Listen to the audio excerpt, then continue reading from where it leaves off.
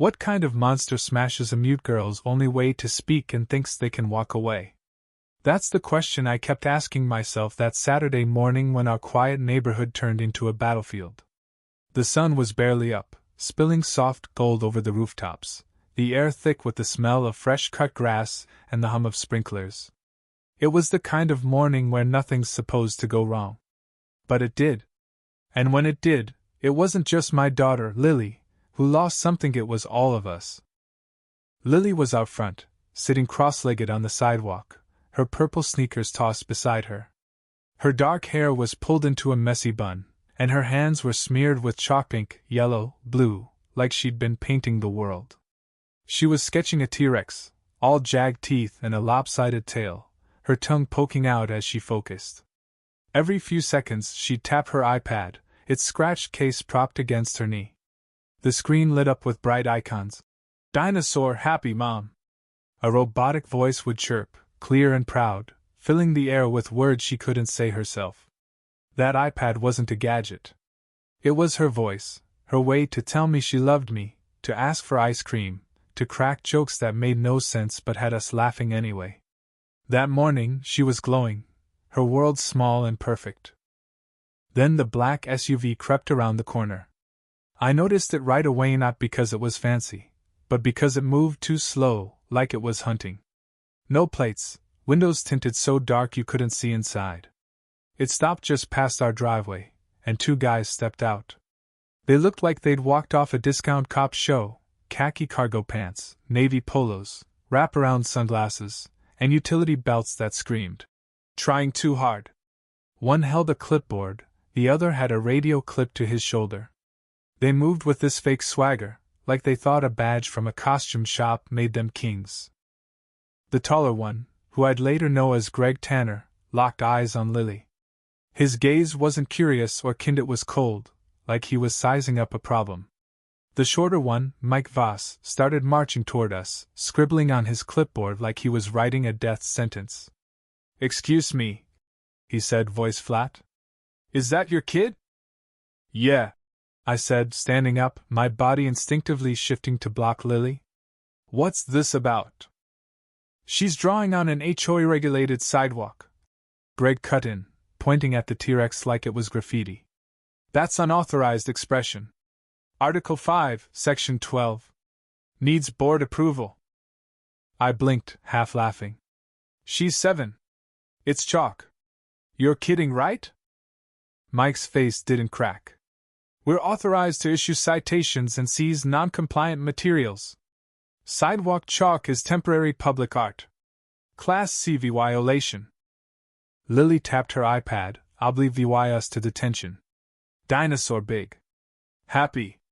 The voice rang out, sweet and mechanical. Greg's lip twitched, like her joy annoyed him.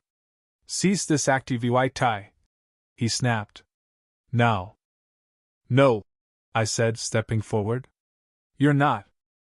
Before I could finish, Mike lunged, snatching the iPad from Lily's hands. She gasped, a sharp, wordless sound, her fingers clawing at the air like she could pull it back. I shouted, "Hey!" and moved toward him, but I was too slow. He raised the iPad high and slammed it down, screen first, onto the curb. The crack was sickening, like bones breaking. Glass sprayed across the sidewalk, sparkling in the sunlight like cruel confetti.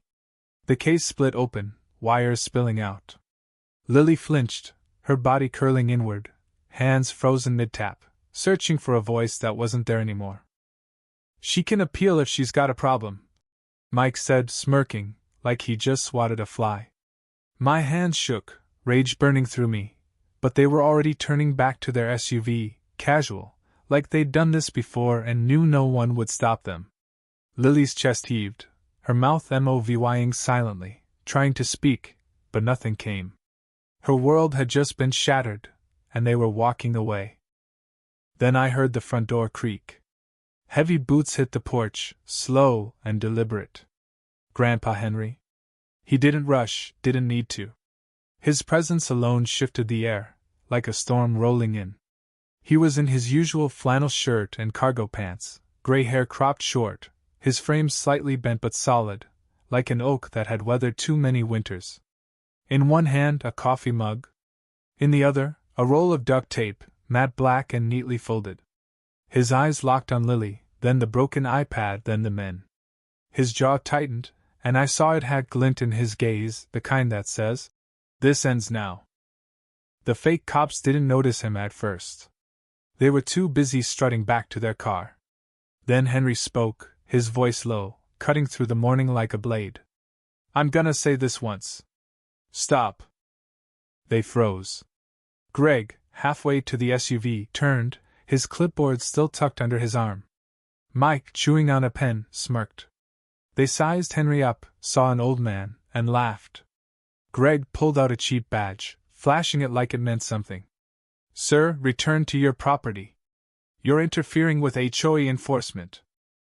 Henry didn't blink. "That badge real?" he asked, calm, like he was asking about the weather. Greg faltered, just for a second, then doubled down. "We're conducting a compliance operation. You're escalating." "That girl," Henry cut in, his voice dropping lower, "is my granddaughter. That iPad was her voice. You just broke it." Mike scoffed. "She shouldn't have been." "Stop." Henry's single word silenced them. Even the birds seemed to hush.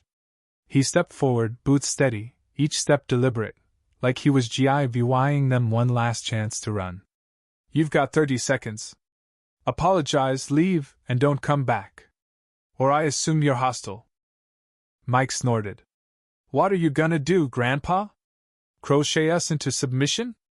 They laughed again, but Henry didn't. His lips curled into a smile, not warm, not kind, but the kind you see on someone who's already won the fight in their head. "I'm retired," he said, pausing.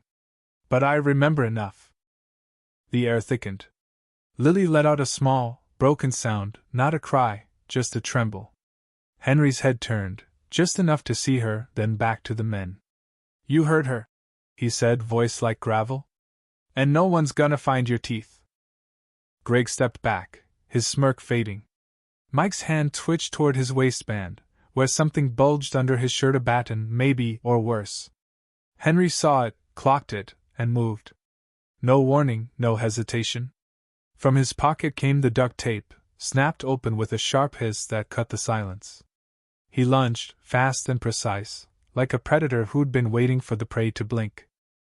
His left arm swept Greg's forward motion, using his own weight against him.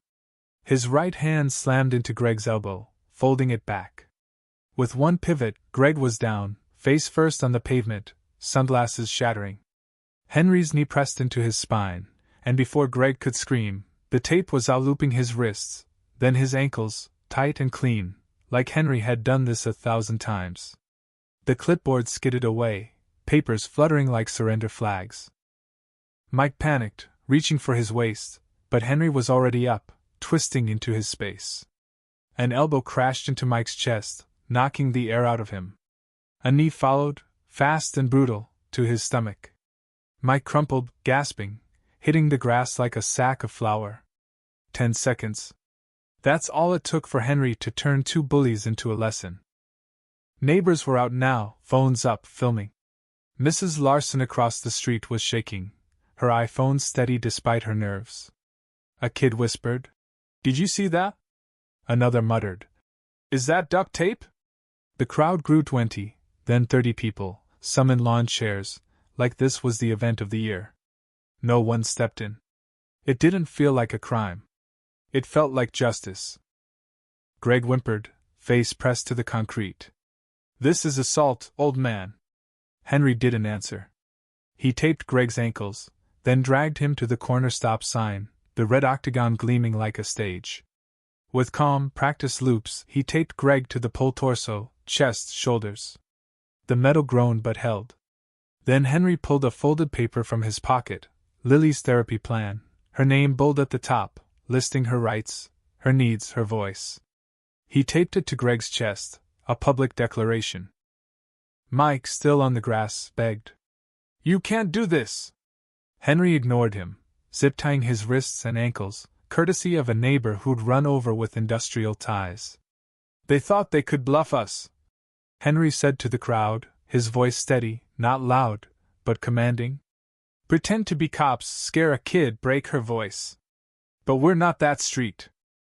The crowd murmured, then clapped slow at first, then loud, defiant. Sirens wailed in the distance, closing fast.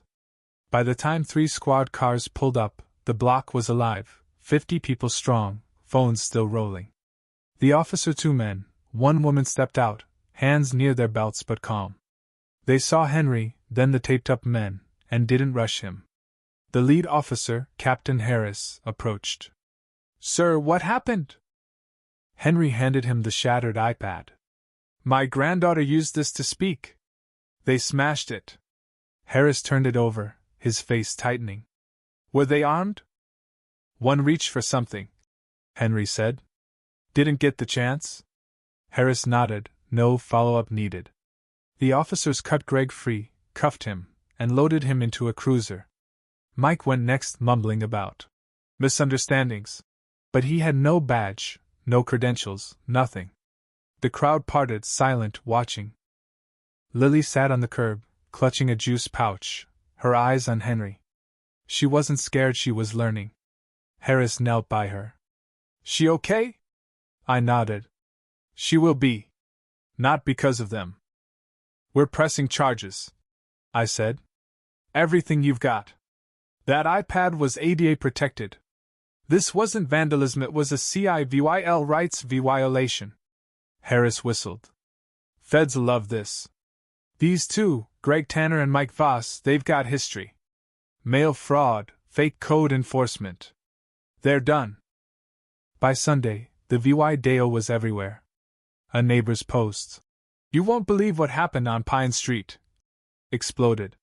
3 million views in hours, trending as HOA takedown. TikTok teens added dramatic music, Reddit dissected Henry's moves, and a news anchor called it Justice on Pine.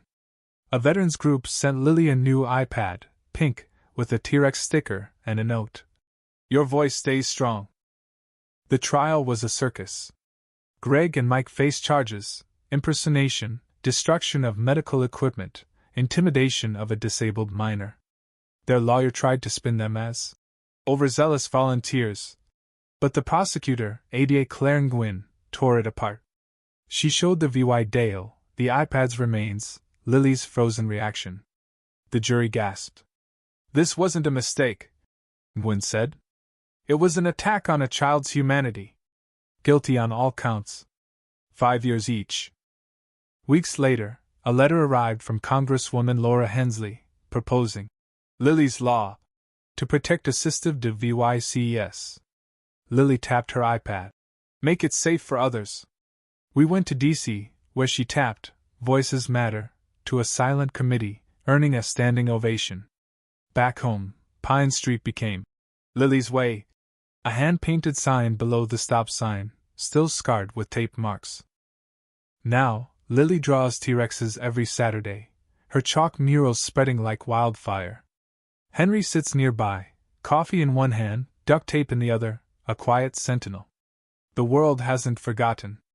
Kids send letters, schools teach the Lily case, and strangers leave flowers by the sign. Henry says he didn't do it for fame, just duty. But when Lily taps, "You protected," he taps his chest twice. Heard. Understood. Guarded.